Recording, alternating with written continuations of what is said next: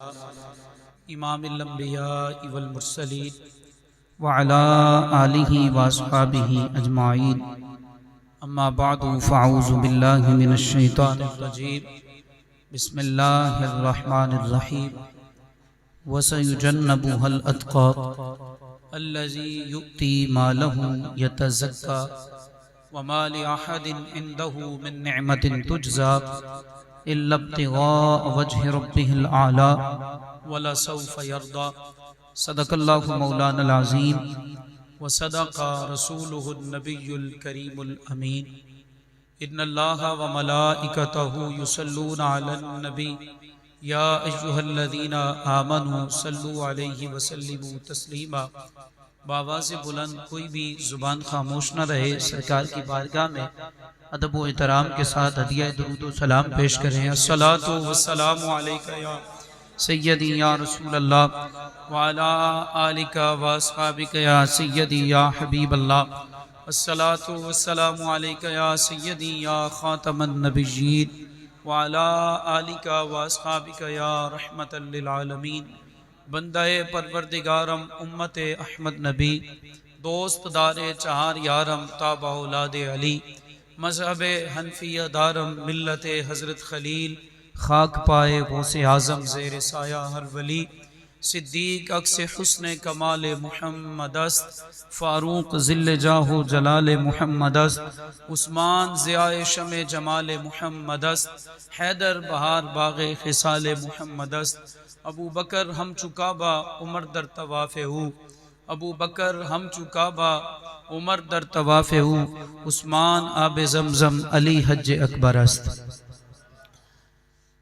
اللہ جل جلالہ وعم نوالہ کی حمد و ثنا حضور صلی اللہ تعالیٰ علیہ وسلم کی بارگاہ میں درود و سلام کا ہدیہ و نذرانہ پیش کرنے کے بعد واجب الاحترام سامعین و حاضرین، اللہ تعالیٰ کا لاکھ لاکھ شکر ہے کہ آج اس کے فضل سے، اس کی توفیق و احسان سے ہمیں اللہ کے محبوب کا اور اللہ کے محبوب کے محبوبوں کا تذکرہ کرنے کا موقع میسر ہوا۔ دعا فرمائے اللہ تعالیٰ ہم سب کی حاضری اپنی بارگاہ میں قبول فرمائے۔ قرآن مقدس کی جو آیہ مقدسہ میں نے آپ کے سامنے تلاوت کی 30ویں پارے سے، دعا فرمائے اس کے ضمن میں جو چند ایک باتیں میں آپ کے سامنے رکھنا چاہتا ہوں، اللہ تعالیٰ ان کے بارے میں میری زبان پر کلمہ حق جاری فرمائے، اور بیان کے بعد اللہ تعالیٰ مجھے اور آپ کو اس پر عمل پیرا ہونے اور اس کے مطابق اعتقاد رکھنے کی توفیق عطا فرمائے۔ آج کی یہ مجلس مبارک ہمارے انتہائی مکرم اور معزز دوست حضرت علامہ جناب حافظ محمد آزاد صاحب، ان کے حکم پر سجائی گئی۔ میں بھی یہاں پر حاضر ہوں، علماء تشریف فرما ہیں، ظاہر ہے بڑے بڑے علماء تشریف فرما ہیں۔ میں شاید کچھ سے تو ملاقاتیں نہیں ہیں، لیکن سوشل میڈیا کے ذریعے سب کا تعارف ہے۔ انتہائی مشہور خطباء ہیں، نقباء ہیں، تو ان کی موجودگی میں اور قاری محمد جاوید مختار صاحب ماشاءاللہ بڑی انتہائی اچھی طبیعت کے اور سوز و گداز کے مالک، اللہ رب العزت ان کے علم و عمل میں عمر میں برکت عطا فرمائے۔ جناب مولانا شہباز صاحب، ظاہر ہے ان کا بھی میں نے سوشل میڈیا پہ دیکھتے رہتے، اب بہت بڑے خطیب ہیں، اللہ ان کے جو ہے وہ خطابت میں ولولہ انگیزیوں میں انتہائی زیادہ مزید وسعت عطا فرمائے۔ اور جناب مولانا وسیم الحسن صاحب بھی تشریف فرمائیں، یہ بھی بڑے مجاہد انسان ہیں اور بڑے ماشاءاللہ یہ بھی خطیب ہے۔ تو ان خطباء کی، ان علماء کی موجودگی میں نے کیا بات کرنی ہے، آپ احباب سے میری چند ایک باتیں ہوں گی۔ یہ جہاں پر ہم موجود ہیں، آج سے کچھ عرصہ پہلے یہ پیچھے ظاہر ہے ایک گڑھ ہے کسی کا، تو وہاں پہ ساتھ ایک حویلی میں محفل تھی میلاد النبی کی، تو وہاں پہ سارے ہی تھے۔ تو الحمدللہ میں نے قرآن و سنت سے سرکار کا میلاد بیان کیا تھا، اور مولویوں کی چیخیں ابھی تک پیغامات کے ذریعے ہم تک پہنچتی تھی۔ تو آج بھی عقیدے کے حوالے سے میں چند ایک باتیں کروں گا، دل میں جگہ دیجئے گا۔ میں ابتدا میں ہی بتا دوں، یقین مانیے یہ جو علماء ہیں آواز میں، سوز و گداز میں، علم و عمل میں ان کے قریب سے بھی نہیں گزر سکتا، وہ ہمیں ہوا بھی نہیں لگ سکتی جو اللہ نے انہیں سوز و گداز کی بہاریں عطا فرمائی ہیں۔ اور یہ کوئی یہ نہ سمجھیے گا کہ خطبہ والی بات میں کر رہا ہوں، میں انتہائی دل و دماغ سے، میرا دل بھی اس بات کو قبول کر رہا ہے اور زبان سے بھی میں یہ بات کر رہا ہوں، لیکن عقیدے کے حوالے سے چند ایک باتیں آپ کے سامنے رکھوں گا۔ چونکہ ماہ مقدس جو ہے، یہ جاری جو ماہ ہے، یہ حضرت ابوبکر صدیق رضی اللہ تعالیٰ عنہ آپ کا یوم وصال کا مہینہ ہے۔ مجھے قاری صاحب نے حکم دیا تھا، میں نے ان سے گزارش کی تھی کہ کس موضوع پر بات کرنی ہے، تو آپ نے فرمایا تھا کہ آپ نے شان صدیق اکبر بزبان مولا کائنات بیان کرنی ہے۔ یہ بات یاد رکھیے گا، اہل سنت کا یہ عقیدہ ہے، اور یہ اہل سنت کی بات ہے کہ ہم یہ نہ سمجھیے گا کہ شان صدیق بیان کریں اور صدیق اکبر کا مقام اور مرتبہ بیان کریں تو ہمیں حضرت علی سے پیار نہیں ہے، بلکہ سنی ہوتا ہی وہ ہے، اہل سنت نام ہی اس چیز کا ہے کہ جب تک یہ شان صدیق اکبر بیان کریں اور علی کی محبت نہ ہو، شان صدیق اکبر بیان نہیں ہوتی، اور جب حضرت مولا کائنات کی شان بیان کرے اور حضرت ابوبکر صدیق کی جو ہے وہ محبت نہ ہو تو شان مولا کائنات بیان نہیں ہوتی۔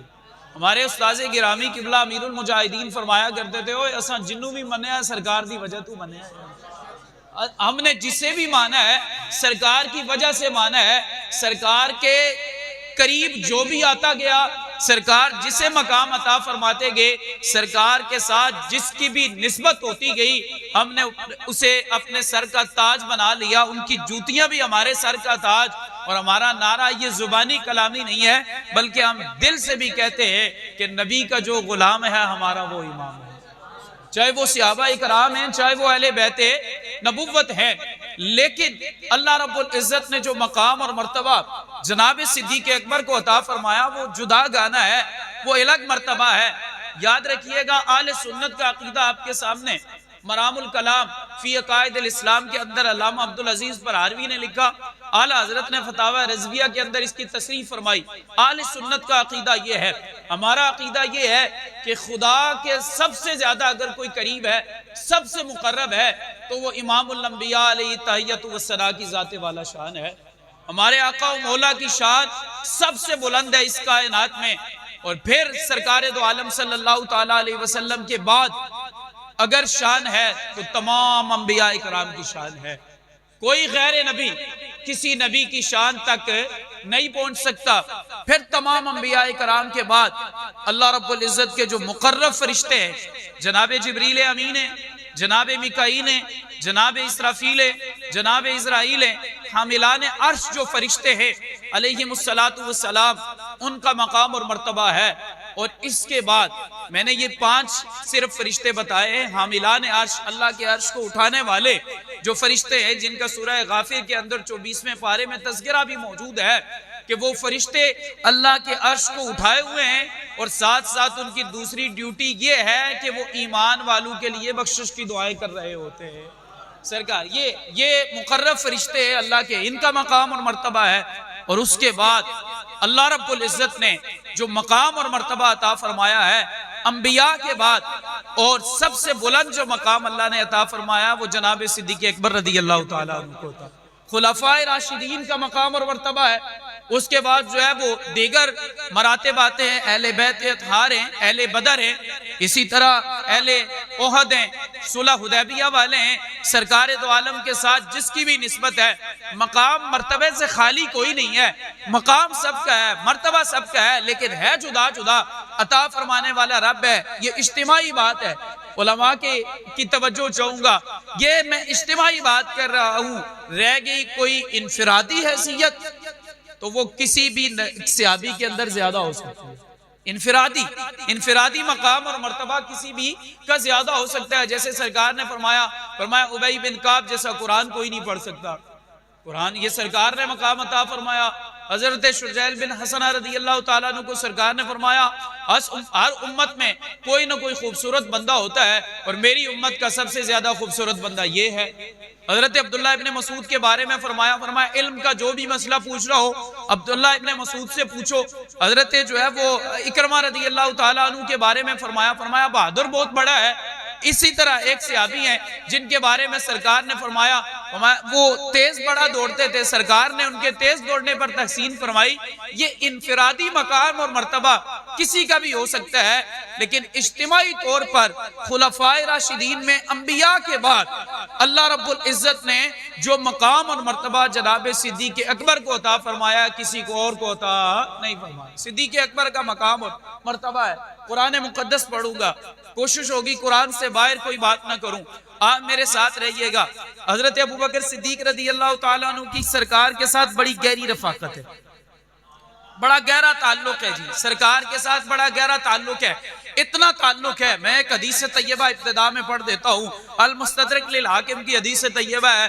سرکار دو عالم تشریف فرما ہے، مجلس صحابہ لگی ہے، چند قبیلوں کے اشخاص آئے اور آ کے انہوں نے کہا یا رسول اللہ ہمارے قبیلے میں تبلیغ کی ضرورت ہے، کسی صحابی کو بھیج دیں۔ سرکار دو عالم کے دائیں جانب جناب ابوبکر تشریف فرما تھے، بائیں جانب جناب فاروق اعظم رضی اللہ تعالیٰ عنہ تشریف فرما تھے۔ اب جب انہوں نے مانگا کہ کوئی مبلغ بھیج دیں، سرکار نے فرمایا فلاں فلاں صحابی جاؤ اور جا کے ان کے قبیلے میں تبلیغ کرو۔ دوسرے قبیلے والوں نے کہا کہ ہمیں بھی کوئی مبلغ دے دے، سرکار نے فرمایا یہ فلاں فلاں چلے جائیں اور جا کے تبلیغ کریں۔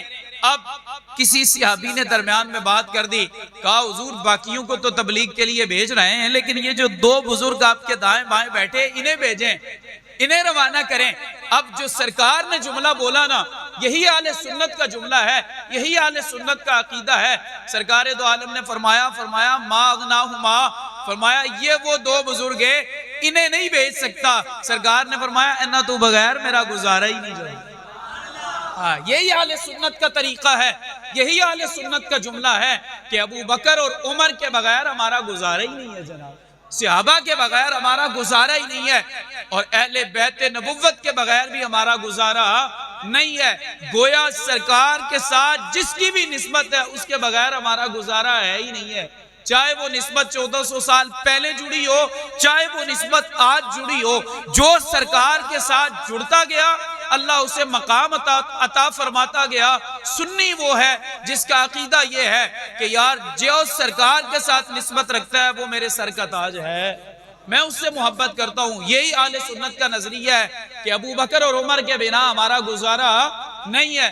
قرآن مقدس اٹھائیے، یہ رفاقت اتنی گہری ہے، میں کوشش کروں گا آپ کو بات سمجھا سکوں، جو الفاظ ہیں یہ جلدی بات سمجھ جائیں گے۔ یہ رفاقت اتنی گہری ہے، اتنی گہری ہے کہ اللہ رب العزت نے بھی اس رفاقت کا قرآن میں پاس رکھا ہے، اس ساتھ کا اللہ نے قرآن میں پاس رکھا ہے۔ قرآن کے 2-3 مقامات پڑھ دیتا ہوں۔ قرآن میں اللہ فرماتا ہے وَالَّذِي جَاءَ بِالصِّدْقِ وَصَدَّقَ بِهِ أُولَٰئِكَ هُمُ الْمُتَّقُونَ، وہ ذات جو سچ لے کے آئی اور وہ ذات جنہوں نے سچ کی تصدیق کی۔ اب والذی جاء میں ذکر سرکار کا ہے، درمیان میں اور کوئی ذکر نہیں ہے، ساتھ ملا کے اللہ نے وصدق بہ میں جناب ابو بکر کا ذکر فرمایا، درمیان میں کوئی ذکر نہیں ہے، بالکل ساتھ ملا کے۔ دوسرا مقام دیکھیے قرآن مقدس کا، قرآن کہتا ہے محمد الرسول اللہ والذین معہ، محمد صلی اللہ تعالیٰ علیہ وسلم اللہ کے رسول ہیں اور وہ لوگ جو ان کے ساتھ ہیں۔ والذین معہ سے مراد جناب صدیق اکبر رضی اللہ تعالیٰ عنہ ہیں۔ اللہ نے اپنے نبی کا ذکر کیا، درمیان میں کوئی ذکر کیے بنا جناب ابو بکر صدیق کا ذکر فرمایا۔ تیسرا مقام دیکھیے، اللہ رب العزت سورہ توبہ میں فرماتا ہے اذ یقول لصاحبہ لا تحزن، جب وہ فرما رہے تھے اپنے دوست سے، اپنے ساتھی سے، اپنے صحابی سے۔ اب اس یقولو میں اللہ نے ذکر کیا سرکار کا، سرکار فرما رہے تھے، اور لصاحبی میں درمیان میں کوئی ذکر کیے بنا اللہ نے جناب صدیق اکبر کا ذکر فرمایا، کوئی ذکر اور نہیں ہے، متصلاً اللہ نے ساتھ اس رفاقت کا خیال رکھا۔ چوتھا مقام آپ کے سامنے پڑھ رہا ہوں، سورہ والضحیٰ پڑھی ہے آپ نے، سورہ واللیل، قرآن کے 30ویں پارے میں ہے، جس کی آخری آیات میں نے آپ کے سامنے پڑھی تھی خطبے میں بھی۔ اللہ رب العزت فرماتا ہے وَالضُّحَىٰ وَاللَّيْلِ إِذَا سَجَىٰ مَا وَدَّعَكَ رَبُّكَ وَمَا قَلَىٰ وَلَلْآخِرَةُ خَيْرٌ لَكَ مِنَ الْأُولَىٰ وَلَسَوْفَ يُعْطِيكَ رَبُّكَ فَتَرْضَىٰ۔ جب سرکار دو عالم صلی اللہ تعالیٰ علیہ وسلم پر وحی کا معاملہ جو ہے وہ کچھ عرصے کے لیے رکا، کفار نے تانا دیا کہ آپ کے رب نے آپ کو چھوڑ دیا ہے، تو فوراً اللہ رب العزت نے سورہ والضحیٰ نازل فرمائی۔ وما محبوب آپ کے چمکتے ہوئے چٹے چہرے کی قسم، محبوب آپ کی کالی سیاہ زلفوں کی قسم، آپ کے رب نے آپ کو چھوڑا نہیں ہے۔ یہ کافر جھوٹ بولتے ہیں، آپ کے رب نے آپ کو چھوڑا نہیں ہے۔ اعتراض ہوا سرکار کی ذات پر، جواب کس نے عطا فرمایا؟ یہ سرکار کی خصوصیت ہے۔ قاضی جو ہے وہ قاضی مالکی نے، قاضی ایاز مالکی نے شفا میں سرکار کی خصوصیات میں یہ لکھی، فرمایا جتنے بھی نبی تھے ان پر جب بھی امت کی طرف سے اعتراض ہوتا، ان پر جب بھی لوگوں کی طرف سے اعتراض ہوتا، جواب اس نبی کو خود دینا پڑتا تھا۔ لیکن سرکار کی شان اور عظمت یہ ہے، سرکار پر جب بھی کسی نے اعتراض کیا سرکار خاموش رہے، اللہ قرآن میں اس اعتراض کو دور فرما دیتا ہے۔ اللہ یا رسول یا ابو بکر ابو بکر ابو بکر ابو بکر علی علی علی علی علی علی علی یا سرکار نے جب بھی سرکار پر کسی نے اعتراض کیا جواب اللہ رب العزت نے عطا فرمایا۔ اور اس سے پتہ چلا کہ سرکار پر جب بھی اعتراض ہو، جس دور میں بھی اعتراض ہو، جس دور میں بھی سرکار کی ناموس پہ ڈاکہ ڈالا جائے، سرکار کی ختم نبوت پہ ڈاکہ ڈالا جائے، سرکار کی کسی صفت پہ ڈاکہ ڈالا جائے، سرکار کے بارے میں کوئی بات کرے تو بندہ وہی سچا ہے، بندہ وہی ٹھیک ہے جو اللہ رب العزت کے طریقے کو اپناتے ہوئے میدان میں آ جائے اور سرکار کا دفاع کرے۔ اللہ رب العزت نے جو ہے وہ ہر مقام پر اللہ رب العزت نے قرآن نازل کر کے اعتراض دور فرمایا۔ ہمارا محبوب میں قسم اٹھا کے کہتا ہوں آپ کو آپ کے رب نے چھوڑا نہیں ہے۔ اب یہ سورہ والضحیٰ ہے، اس سے پیچھے سورہ واللیل ہے۔ حضرت ابوبکر صدیق رضی اللہ تعالیٰ عنہ نے جب حضرت سیدنا بلال رضی اللہ تعالیٰ عنہ کو آزاد کروایا نا، خرید کے سرکار کی بارگاہ میں آزاد کر کے پیش کر دیا، کہا حضور یہ لیں۔ سرکار دو عالم صلی اللہ تعالیٰ علیہ وسلم نے جو ہے وہ قبول فرمایا۔ جو کافر تھے نا،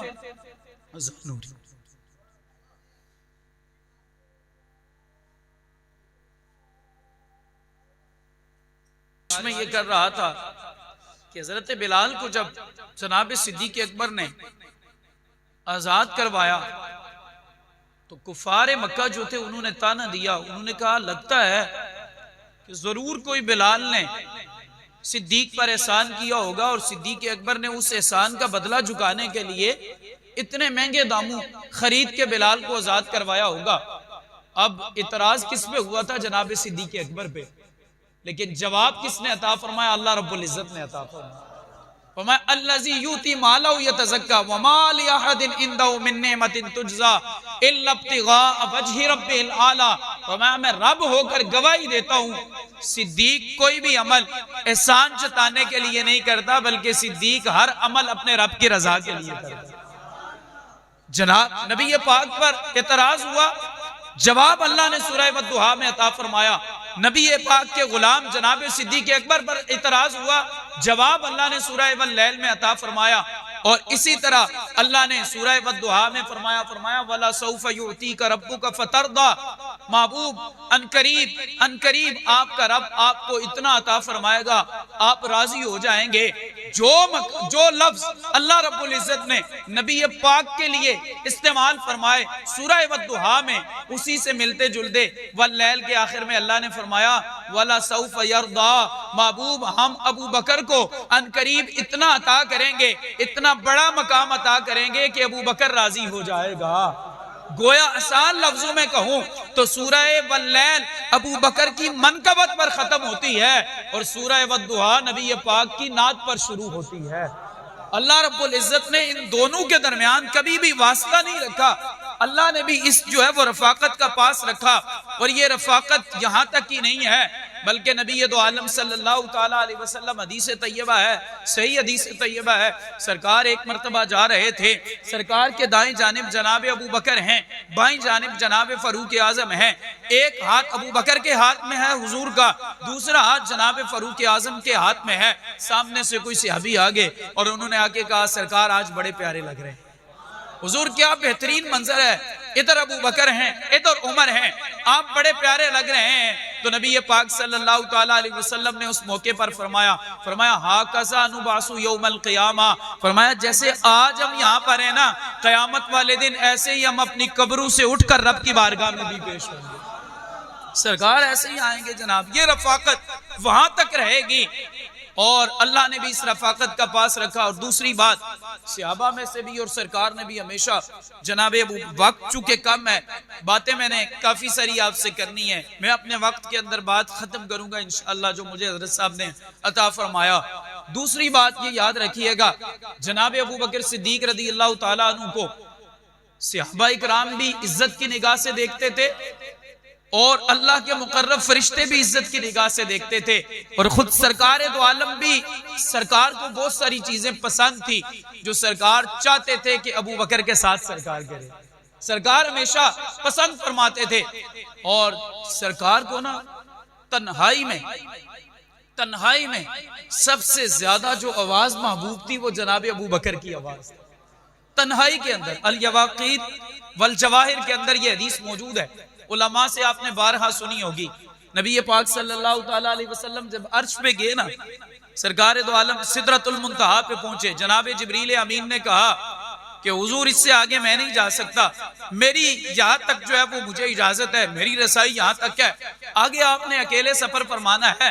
اب جب سرکار اکیلے چلے، سرکار دو عالم صلی اللہ تعالیٰ علیہ وسلم نے تنہائی محسوس کی نا، تو اللہ رب العزت نے فرمایا قف یا محمد ان ربک یصلی علیک، اے نبی پاک کھڑے ہو جائیں، آپ کا رب آپ پر درود بھیجنا چاہتا ہے۔ یہاں تک تو آپ نے حدیث علماء سے سنی ہوگی، لیکن یہ آواز کس کی تھی؟ الفاظ اللہ رب العزت کے تھے، اور جو آواز تھی وہ جناب ابو بکر صدیق رضی اللہ تعالیٰ عنہ کی۔ یعنی رب کے محبوب کریم صلی اللہ تعالیٰ علیہ وسلم تنہائی میں بھی جس آواز کو سب سے زیادہ جو ہے وہ اپنے لیے محسوس کرتے تھے اور جس آواز کو سب سے زیادہ پسند کرتے تھے، وہ کوئی اور نہیں، وہ جناب خلیفہ اول حضرت ابو بکر صدیق رضی اللہ تعالیٰ عنہ کی آواز۔ اور سرکار دو عالم، میں بات اختتام کی طرف لے کے جا رہا ہوں، بالکل اختصار کر دیتا ہوں۔ شریعت کا کوئی بھی مسئلہ ثابت کرنا ہو، چار چیزیں دیکھی جاتی ہیں۔ نمبر 1 قرآن، نمبر 2 سنت رسول، نمبر 3 اجماع امت، نمبر 4 قیاس۔ قرآن میں دیکھی جائے گی، سنت رسول میں دیکھی جائے گی، اور جب کوئی چیز سنت رسول سے ثابت ہو، حدیث سے ثابت ہو، حدیث کی 3 قسمیں پھر بنتی ہے، ایک ہوتی ہے حدیث فعلی، ایک ہوتی ہے حدیث قولی، اور تیسری ہوتی ہے حدیث تقریری۔ میں بات آپ کو سمجھانے کی کوشش کروں گا۔ ایک ہوتی ہے حدیث قولی، دوسری ہے فعلی، تیسری ہے تقریری۔ قولی یہ ہوتی ہے کہ سرکار نے فرمایا ہو کہ یہ کام کرو، فعلی یہ ہوتی ہے کہ سرکار نے وہ کام خود کیا ہو اور امت کو کرنے کا حکم بھی دیا ہو، اور تقریری یہ ہوتی ہے کہ سرکار کے سامنے وہ کام کیا جائے اور سرکار دو عالم اسے پسند فرمائیں، اس پر خاموش رہیں، یہ بھی سنت ہوتا ہے۔ ان تینوں سے سنت ثابت ہوتی ہے اور ان تینوں سے حکم ثابت ہوتا ہے۔ اب ذرا یہ حضرت ابوبکر صدیق کا مقام اور مرتبہ یہ ہے، آپ کی امامت وہ ہے، آپ کی خلافت وہ ہے جسے سرکار نے اپنے جو ہے وہ قول کے ذریعے بھی ثابت فرمایا، سرکار نے اپنے فعل کے ذریعے بھی ثابت فرمایا، اور سرکار نے اپنی تقریر کے ذریعے بھی ثابت فرمایا۔ صرف فعل سے بھی کہہ دیتے بڑی بات تھی، صرف قول سے کہہ دیتے بڑی بات تھی، صرف تقریر ہو جاتی تب بھی سنت بن جاتی، امت کے لیے تب بھی مسئلہ سامنے آ جاتا، لیکن سرکار نے تاکید در تاکید پھر تاکید لگا کے بتایا، تو میں لوگوں میں محمد اعلان کر کے جا رہا ہوں، ابو بکر کی امامت جو ہے یہ مطلقاً میں ثابت کر کے جا رہا ہوں، ایک بار نہیں، اپنے تینوں عمل سے ثابت کر کے جا رہا ہوں کہ اگر میرے بعد اور انبیاء کے بعد اللہ نے کسی کو مقام عطا فرمایا تو وہ ابو بکر صدیق رضی اللہ تعالیٰ عنہ کے ساتھ۔ اب قول سے کیسے ثابت کیا؟ علماء موجود ہیں. سرکار جب بیمار ہو گئے، سرکار دو عالم کے ایام علالت ہیں، نبی پاک نے ارشاد فرمایا مروا ابا بکر ان یصلی بالناس، فرمایا ابو بکر کو حکم دو لوگوں کو نماز پڑھائیں. سرکار نے خود فرمایا مصلی پہ کون کھڑا ہو جائے؟ ابو بکر. یہ سرکار کا قول ہے. حضرت سیدہ کی صدیقہ بیٹی حضرت سیدہ عائشہ آگے بڑھی اور کہا حضور ابو بکر منکسر المزاج ہیں، ابو بکر رقیق القلب ہیں، کہیں ایسا نہ ہو آپ کے مصلی پہ کھڑے ہوں اور آپ انہیں نظر نہ آئیں تو آپ کے فراق میں، آپ کی جدائی میں وہ اتنا روئیں کہ ان کے سے قرات بھی نہ ہو سکے. یا رسول اللہ کسی اور کو کہے نماز پڑھائیں. سرکار دو عالم نے پھر فرمایا مرو ابا بکر ان یصلی بالناس. سرکار نے فرمایا ابو بکر کو کہو نماز پڑھائے. پھر کہا گیا، پھر سرکار نے تیسری بار کہا مرو ابا بکر ان یصلی بالناس، ابو بکر کو کہو نماز پڑھائے. سرکار نے تیسری مرتبہ فرمانے کے بعد ساتھ فرمایا میرے صحابہ گواہ رہنا، میں محمد یہ اعلان کر کے جا رہا ہوں کہ ابو بکر کے ہوتے ہوئے کسی کے لیے جائز ہی نہیں ہے کہ وہ مصلی امامت پہ کھڑے ہو. میں ابو بکر کے ہوتے ہوئے کہ لا ينبغي لأحد، میں جائز ہی نہیں ہے، مناسب ہی نہیں ہے، مناسب ہی نہیں ہے ابو بکر کے ہوتے ہوئے کوئی اور کھڑا ہو جائے. یہ سرکار نے اپنے قول سے ثابت کیا. اب اپنے فعل سے کیسے ثابت کیا؟ سرکار نے 3 نمازیں جناب ابو بکر کے پیچھے پڑھی. 3 نمازیں جناب ابو بکر کی اقتداء میں پڑھی. ایک جو بخاری کی حدیث ہے کہ جب سرکار عمر بن عوف میں، قبیلہ عمر بن عوف میں لڑائی ہو گئی تھی، سرکار جو ہے وہ صلح کروانے کے لیے گئے، نماز میں آنے کے لیے ذرا دیر ہو گئی. حضرت بلال نے حضرت ابو بکر کو کہا حضور آگے بڑھے اور نماز پڑھائیں.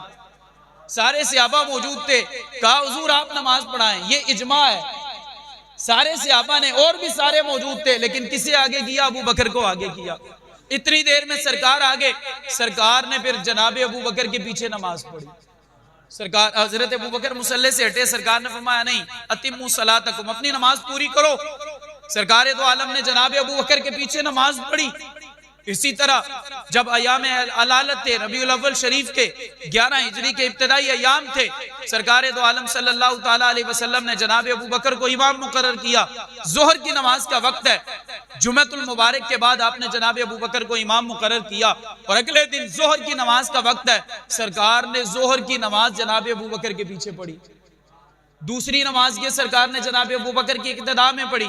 تیسری نماز جس دن سرکار کا وصال ہوا، فجر کی نماز آپ نے 1 رکعت جناب ابو بکر کے پیچھے پڑھی. 1 رکعت پیچھے پڑھی اور 1 رکعت میں جناب ابو بکر مصلی چھوڑ کے پیچھے آگے تھے اور وہ رکعت خود سرکار نے مکمل فرمائی. یہ بھی احادیث کے اندر موجود ہے. اب یہاں پر بھی عشق اور محبت کی ایک بات کر دوں جناب، اگر آپ کی اجازت ہو تو. چونکہ آپ جائیں نا، آج بھی مدینہ سب کو اللہ لے کے جائے. مسجد نبوی میں جب آپ کھڑے ہوں، سرکار نے آنا تھا حجرہ عائشہ سے، آپ یہاں پہ کھڑے ہو کے نماز پڑھا رہے تھے، جناب ابو بکر، سرکار نے آنا تھا یہاں سے. ابو بکر کا چہرہ آگے تھا، صحابہ کا بھی چہرہ آگے تھا. انہیں کس نے بتایا کہ سرکار آگے ہیں؟ سرکار نے ایسے صرف پردہ اٹھایا، لیکن حدیث کے اندر اس کا جواب موجود ہے. صحابہ اکرام فرماتے ہیں سرکار نے جب پردہ اٹھایا نا، حضرت عبداللہ ابن عباس کی پہلے حدیث سننے، آپ خود فرماتے ہیں سرکار کا چہرہ اتنا روشن تھا کہ سرکار جب مسکراتے تھے سامنے والی دیواریں بھی نور سے چمک اٹھتی تھی. اب یہ حدیث سامنے رکھیے گا. صحابہ کہتے ہیں جب پردہ اٹھا تو فرماتے کأنہ ورقۃ المصحف، کأنہ ورقۃ المصحف، کأنہ ورقۃ المصحف. فرمایا ایسے لگتا تھا جیسے قرآن کھل گیا ہے. ہائے ہائے ہائے، منظر کشی تو ذرا کریں. ایسے پردہ اٹھایا، صحابہ نے منظر کشی کی. فرمایا پوری مسجد روشن ہو گئی، ایسے لگا جیسے قرآن کھل گیا. وہ روشنی اتنی تھی کہ آگے کھڑے ابو بکر کو بھی پتا چل گیا سرکار آگے ہیں، پیچھے کھڑے سارے صحابہ کو بھی پتا چل گیا سرکار تشریف لے آئے. سرکار نے پھر 1 رکعت جو ہے وہ جناب ابو بکر کے پیچھے پڑھی. فرمایا اتموا صلاتکم، اپنی نماز پوری کرو. 3 نمازیں سرکار نے اپنی زندگی میں جناب ابو بکر کے پیچھے پڑھ کے امت کو یہ درس دیا. فرمایا لوگوں میں اپنے فعل سے ثابت کر کے جا رہا ہوں، جب ابو بکر کو میں امام بنانے پہ راضی ہوں تو تمہیں بھی اعتراض ہے؟ نہیں ہونا چاہیے. تیسری بات، تقریر سے ثابت ہوتا ہے کہ سرکار نے کسی عمل کو پسند فرمایا خاموش رہے، یہ عقیدے کی باتیں انہیں دل میں جگہ دیجئے گا، یاد رکھیے گا اور آگے پہنچانے کی کوشش کیجئے گا۔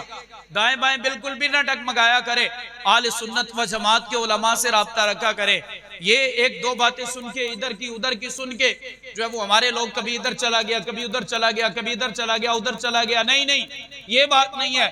ہمیشہ اہل سنت کے عقائد پر کاربند رہیں اور اعلیٰ حضرت کی تعلیمات پر کاربند رہے۔ یقین مانیے دنیا میں بھی کامیابی اسی میں ہے اور آخرت میں بھی اللہ اسی کے صدقے کامیابی عطا فرمائے گا۔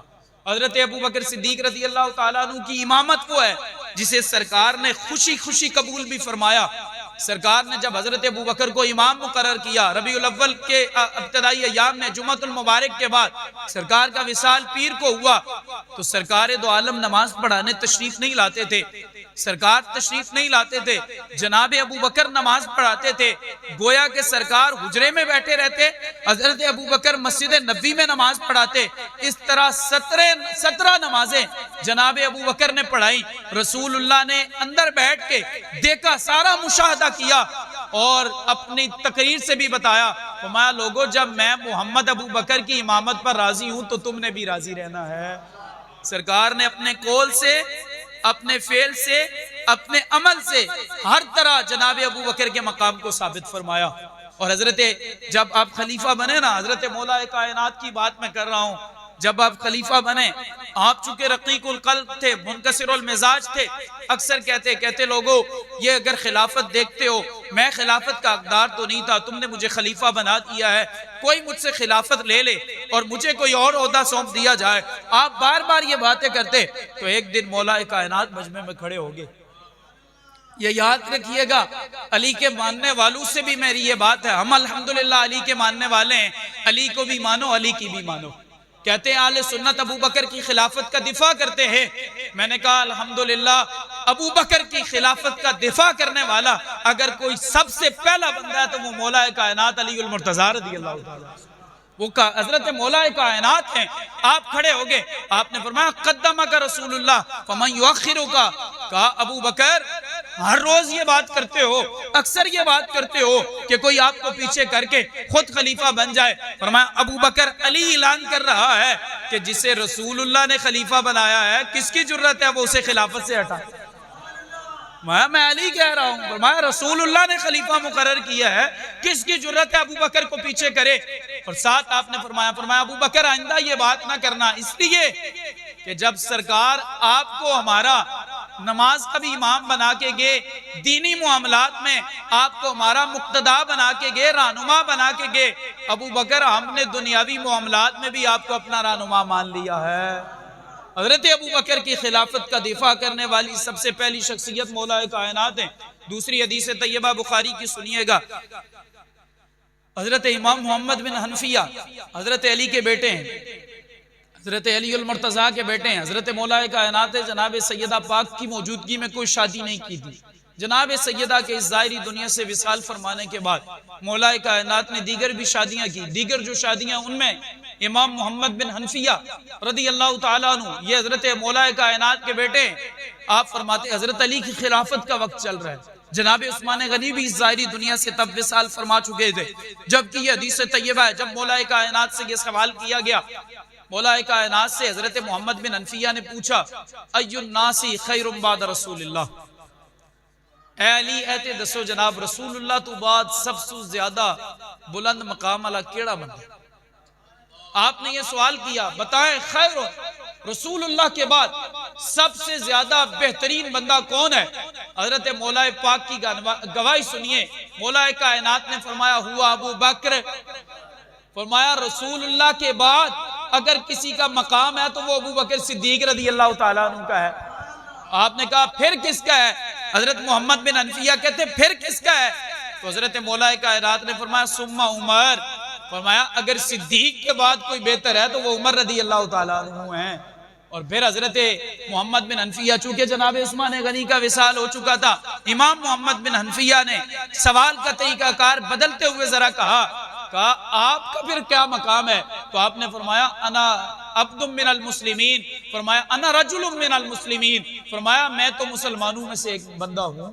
آپ نے عاجزی کرتے ہوئے اپنی طرف فرمایا، لیکن مولا کائنات نے خود یہاں پر اقرار کیا اور امت کو بتایا، فرمایا میں علی اعلان کر کے جا رہا ہوں، اگر رسول اللہ کے بعد کوئی سب سے بہتر ہے تو وہ ابو بکر صدیق رضی اللہ تعالیٰ عنہ ہے۔ اسی طرح وہ حدیث طیبہ جو مشہور ہے، سرکار دو عالم صلی اللہ تعالیٰ علیہ وسلم نے، اس کے راوی بھی مولا کائنات ہیں، راوی بھی جناب مولا کائنات سیدنا علی المرتضیٰ ہیں، سرکار کے ساتھ جا رہے ہیں، سامنے سے شیخین تشریف لائے، جناب ابو بکر، جناب فاروق اعظم، تو نبی پاک نے فرمایا ہازانی سیدہ کہول اہل الجنہ الا النبیین والمرسلین یا علی لا یخبرہما، یہ سرکار کے امام احمد ابن حنبل نے لا یخبرہما کے جو ہے وہ الفاظ نقل نہیں کیے، لیکن باقی حدیث کی کتابوں میں موجود ہے، کہا علی یہ جو سامنے سے بزرگ آ رہے ہیں نا، یہ دونوں جنتی بوڑھوں کے سردار ہیں، اور فرمایا علی تم نہ انہیں بتانا، علی تم انہیں نہ بتانا۔ محدثین نے وجہ لکھی، سرکار نے منع کیوں کیا کہ علی تم نہ بتانا؟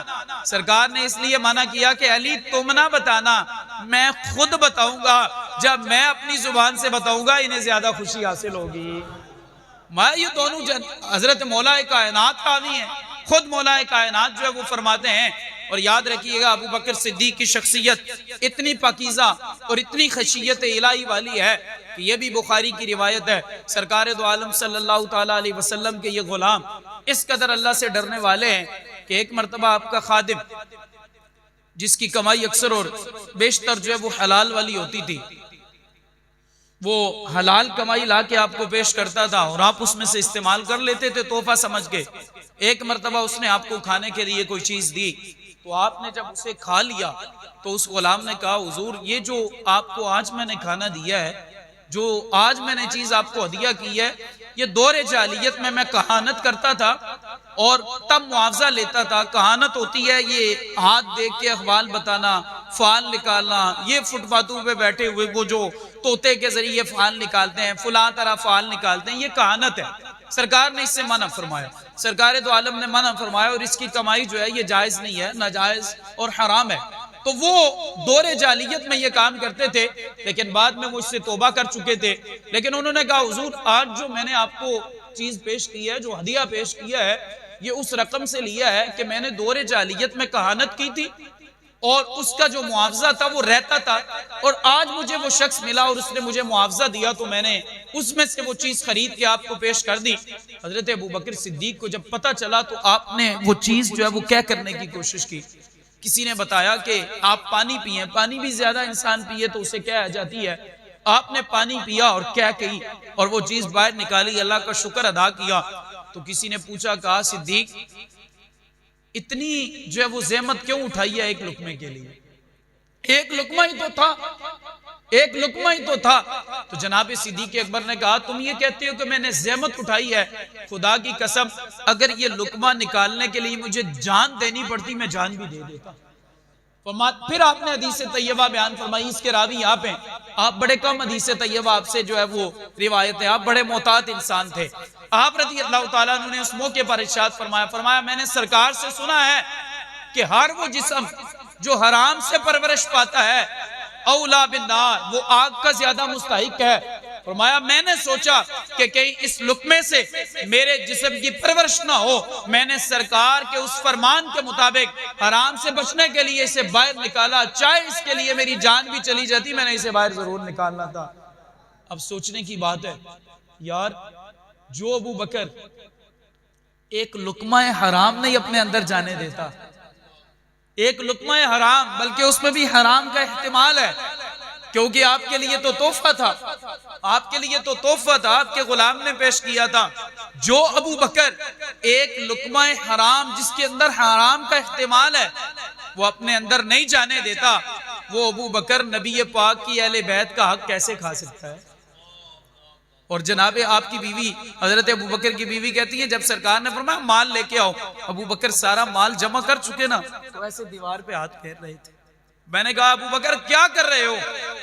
کہا کہ سرکار کا حکم ہے، ہاتھ پھیر رہا ہوں، گھر میں کوئی کیل بھی دیوار میں باقی نہ رہے، سب کچھ لے کے سرکار کی بارگاہ میں جانا۔ تو یار جو ابو بکر اپنے گھر میں کیل نہیں رہنے دیتا وہ اہل بیت کا حق کھا سکتا ہے؟ جو ابو بکر سرکار کے فرمان پہ ایک لقمہ حرام باہر نکال دیتا ہے، وہ ابو بکر جناب سیدہ پاک کا حق کیسے کھا سکتا ہے؟ جناب سیدہ پاک بھی حق پر تھی، جناب ابو بکر بھی حق پر تھے۔ اور یہ میں بات کر دوں، اکثر لوگ ان چیزوں میں پڑھنے کی کوشش کرتے ہیں۔ یاد رکھیے گا، پیر محمد کرم شاہ صاحب الازلی نے ضیاء النبی میں ایک بات لکھی، ہندو جا رہا تھا نا، ہندو تو گائے جو ہے یہ پیپل کے درخت کو کھا رہی تھی، گائے پیپل کے درخت کو کھا رہی تھی۔ اب ہندو جو ہے ان کا ایک دھرم ہے، ان کا مذہب ہے کہ یہ گائے کو اپنی ماں کا، مقدس ماں کا درجہ دیتے ہیں، اور درخت کو جو ہے وہ پیپل کے درخت کو اپنے باپ کا درجہ دیتے ہیں۔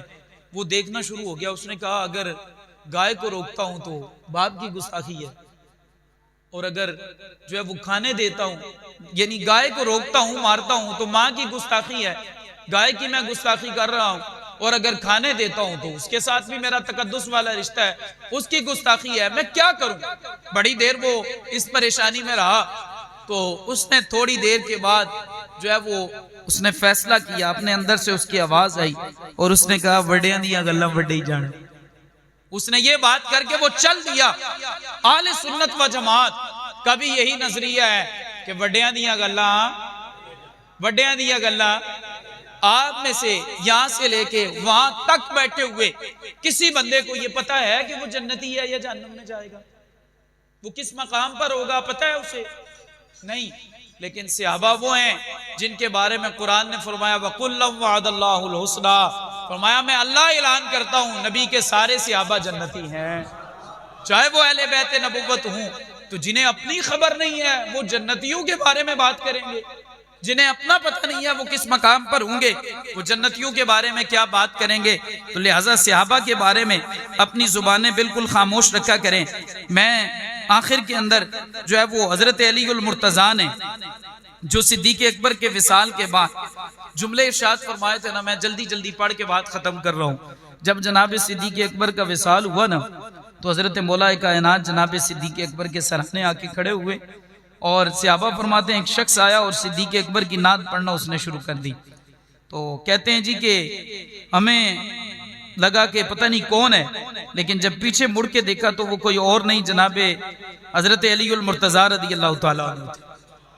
حضرت علی المرتضیٰ جناب ابو بکر کی نعت شریف پیش کر رہے ہیں، مسند البزار کی حدیث طیبہ ہے جی۔ جناب علی المرتضیٰ رضی اللہ تعالیٰ عنہ جناب ابو بکر کے بارے میں کہتے ہیں رحمک اللہ یا ابو بکر ان کنت اولا من المسلمین، ابو بکر اللہ تجھ پر رحم کرے تو سب سے پہلا مسلمان تھا۔ یہ کہنے کے بعد آپ نے آپ کے لیے جتنے سیغے استعمال کیے ہیں جی، بڑا لمبا خطبہ ہے، سارے اس میں تفصیل کے تھے۔ اب سنیے جی کیا کہا، فرمایا ابو بکر اشدہم ایمانا، ابو بکر ایمان کے معاملے میں سب سے زیادہ جو قوی بندہ تھا وہ تو تھا۔ فرمایا ابو بکر وعازمہم غنان، ابو بکر اس امت کا جو سب سے بڑا غنی ہے وہ بھی تو ہے۔ یہ مولا کائنات کے جملے ہیں، اور فرماتے ہیں وَأَحْوَزَهُمْ عَلَىٰ رَسُولِهِ، رسول اللہ کی سب سے زیادہ جس نے خدمت کیا ابو بکر وہ بھی تو ہی ہے۔ یہ مولا کائنات مثال کے بعد جناب ابو بکر کے قصیدے پڑھ رہے ہیں اور کہہ رہے ہیں وَأَحْدَبَهُمْ عَلَى الْإِسْلَامِ، فرمایا ابو بکر مسلمانوں پر سب سے زیادہ جو بندہ شفیق اور مہربان ہے وہ بھی تو ہی ہے۔ اور آگے کہہ رہے وَأَحْسَنَهُمْ صُحْبَةً، رسول اللہ کی صحبت اور رفاقت جس نے سب سے اچھی گزاری ہے ابو بکر وہ بھی تو ہی ہے۔ وَأَمْلَأَهُمْ عَلَىٰ أَصْحَابِهِ، اے ابو بکر صحابہ اکرام میں سے، اہل اسلام میں سے سب سے زیادہ امان والے بھی آپ ہی تھے۔